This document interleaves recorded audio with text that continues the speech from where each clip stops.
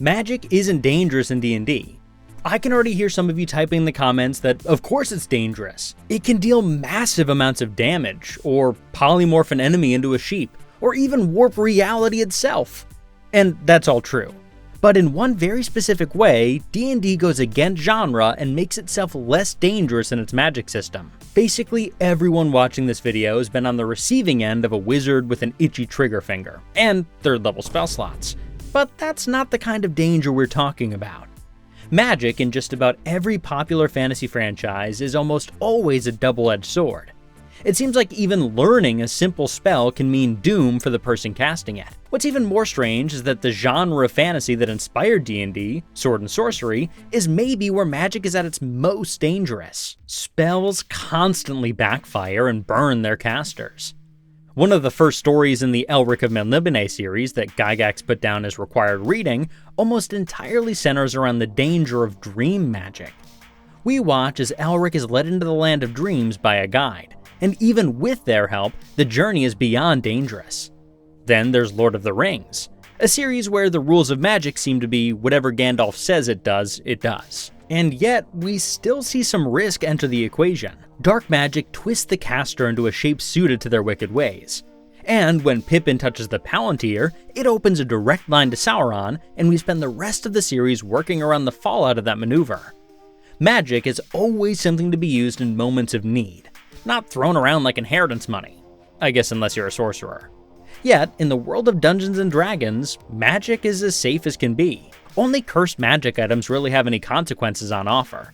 But that's more akin to being on the receiving end of dark magic rather than wielding it yourself. The riskiest things ever really get for the caster warping the fabric of reality itself is with spells like Summon Greater Demon and Lightning Bolt that trade some potential heavy damage for a bit of risk. Even something like Teleport only takes a teaspoon of planning to pull off without risk. The only style of spellcasting with some potential for disaster is the Wild Magic Sorcerer, who's gotten safer with each version. The strangest piece of the puzzle is that in the lore of D&D, magical accidents happen all the time. Zaztam and the Red Wizards of Thay are in a constant state of Three Stooges level hijinks and lore, with every evil plot seemingly resulting in some grand catastrophe.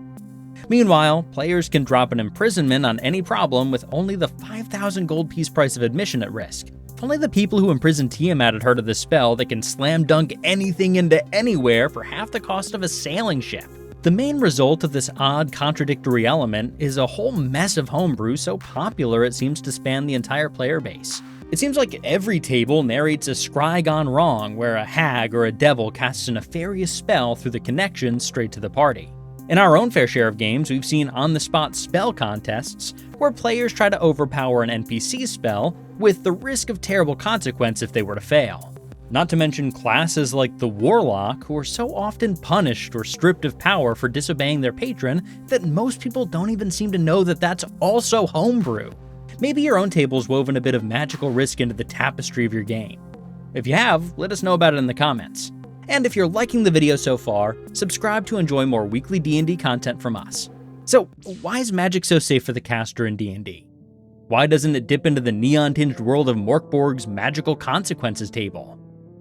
Okay, maybe not that far. The most basic answer is just to keep players happy.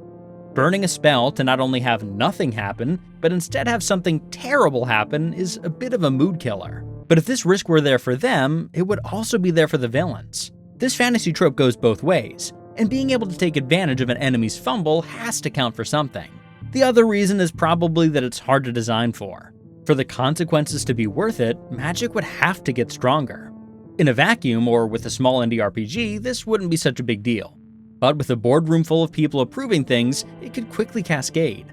The consequences make magic stronger, Wizards of the Coast doesn't sell enough fighter token packs, so they make the martial classes stronger for balance. Now martials have all the strength, but none of the drawbacks, so they cut some of the spellcaster's consequences, and we're right back where we started. So I guess the world of D&D is going to continue to be overseen by magical OSHA for now. But how would you add some consequences to magic in your own game? What terrible turnarounds could you see playing out on the battlefield? Or would you rather keep magic the well-tended garden that it is, rather than the wild and dangerous forest that fiction sets it up to be? Subscribe and stay foolish.